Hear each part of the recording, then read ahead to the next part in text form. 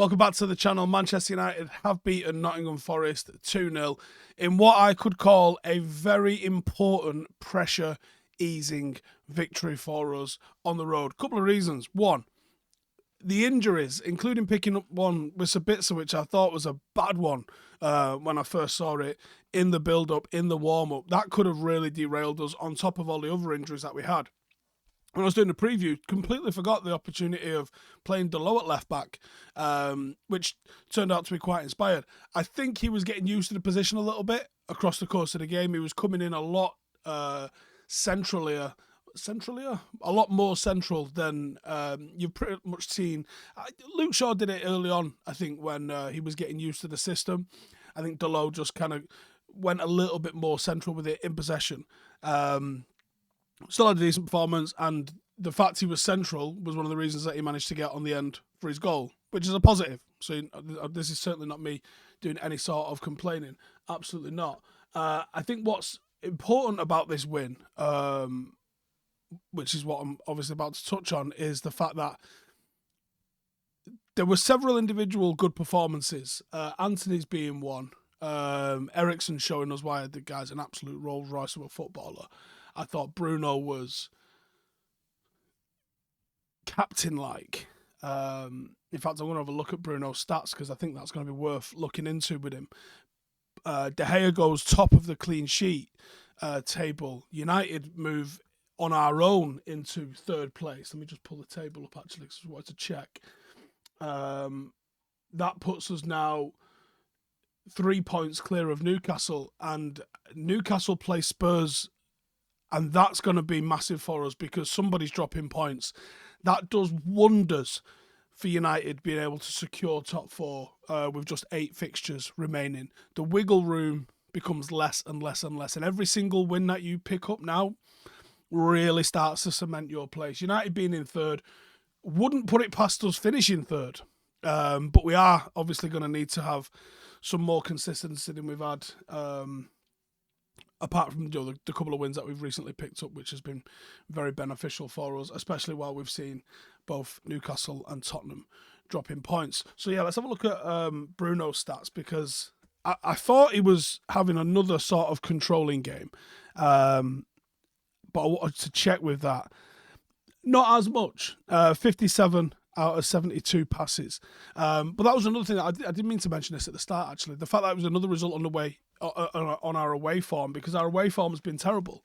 So actually picking up a very good result like this away from home is a big, big win for United, I think. Psychologically big as well, because our away form's been so bad that it could be creeping into everyone like, oh, are we entirely propped up by our form at home? Actually, no. Clean sheet on the road, again, magnificent. But not only was it a clean sheet, actually they had no shots on target. We limited them to 0 shots on target, and I don't want to make this nasty with Harry Maguire, but it's completely ignoring reality if you don't discuss Harry Maguire. Probably should have had a penalty. Numerous examples of just not able to do his job. He takes far too long in possession. And here's the thing, Maguire will come away with a completed pass. But the completed passes are mistakes. What you see him doing all the time, and you correct me if I'm wrong on this, you see Harry Maguire take control of the ball, and because he isn't aware of what's going on around him, because he hasn't scanned, because he hasn't asked for the ball, knowing where it's going to go. Because actually the thing you see him doing the most is pointing away from himself. He doesn't want the ball. And that's the wrong attitude from Manchester United player. Manchester United players should want the ball. So you see when he gets on the ball, he then starts to make the decision about where the ball is going to be played. And invariably, he'll pay it to the person next to him. He doesn't break the lines. And I did have a quick glance at his pass map.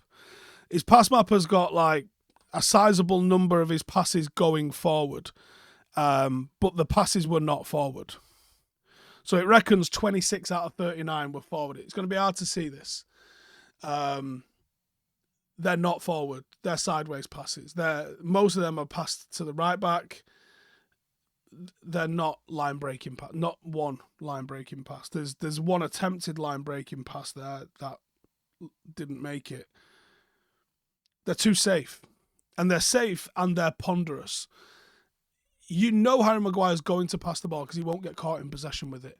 But you also know that he's probably going to pass it to Wan-Bissaka, and when he does pass it to him, it'll be behind him because it's safer to pass it behind him rather than to put it in front of him and make him run onto it. And I'm talking about Harry Maguire thinking it's safer. I don't think it's safer. I want to always play forward, so I'm always going to ask players to play it forward. Maguire likes to pass it behind him, and then what happens is they end up having to pass it back to Maguire because he's got nowhere else to go.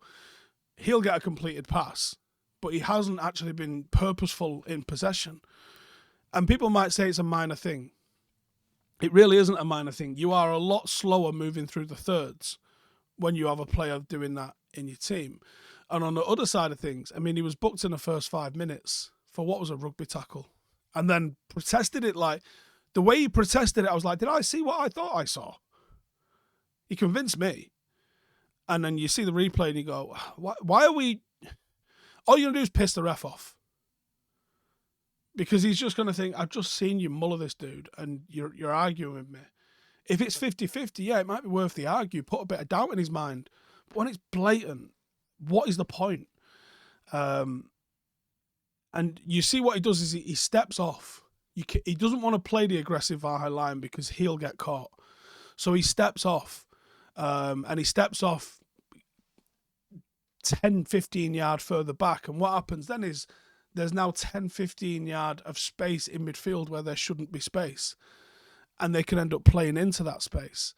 Now, I thought the United midfield and the attack did really well in recovering, and they worked hard as a team. And I don't know if that's a post-Newcastle game sort of adjustment or focus that Ten Hag's worked on, because it was awful in that game. The lot of them, every single one of them, it just didn't put enough in. There was an entitlement about them. There was a lack of effort. So that wasn't good, but that looks like it's been fixed because we worked hard today. I thought we worked really hard off the ball today, and I thought that was one of the positives. And touching back on Antony getting a goal, we thought when we did the preview, we thought Antony might be a player that could actually do something in this game, and he did. He had so many shots. I kind of lean towards let your attacking players do that.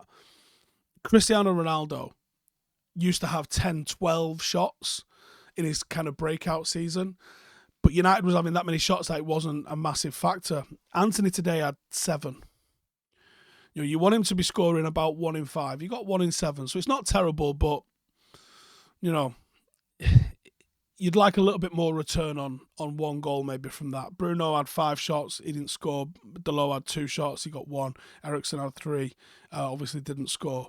But Bruno was involved in the play a lot more, which I think is a positive. Christian Eriksen being back in the team, massive positive.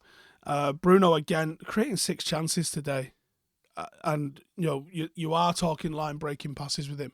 You're talking through balls into the final third. Absolutely stellar vision. And if United get a striker that can actually put the ball in the back of the net, we'll be on to an absolute winner. Taking Anthony Martial off, didn't look happy with it. Not that he ever looks happy, but I think that's a big positive. I thought he had a good game. Despite not getting on the score sheet, I still thought he was a very useful player. His link-up play was really good. And he looks leaner. Is anyone else seeing that, or am I imagining it? To me, he looks leaner. And maybe that translates into him being a touch sharper. It's going to take him a minute to get back up to the full speed of where we want him to be. But I think protecting him the way we did. As he was doing it, I was thinking, this is iffy, this, at 1-0. Because a draw at this stage is a defeat. And I was thinking, that's a big call, that is. But then obviously we went and got the second and we secured the 3 points. So it was a risk, and it was a risk that actually paid off. So pretty happy with that. I think Antony and Sancho still playing a little bit safe in the final third. I know we had a ton of chances today, so I'm not going to dig them out. But I'd like to see them being a bit more risky. Antony started being a little bit more selfish. Can Sancho do the same? And can we start taking a little bit more risk? Can we have a little bit more fun with it? And I think we'll be fine. But we've got through another game. We'll find out. I'm assuming soon what the script's going to be in terms of how bad Sabitza's out. That could be a blow. But at least having Christian Eriksen back is a massive positive for us. Let me know your thoughts in the comments below. And you better believe 5 things is going to... 5 things will be good tomorrow. But also Vibe with 5 is going to be good tomorrow because we need to talk to Joel, don't we? See you in a bit.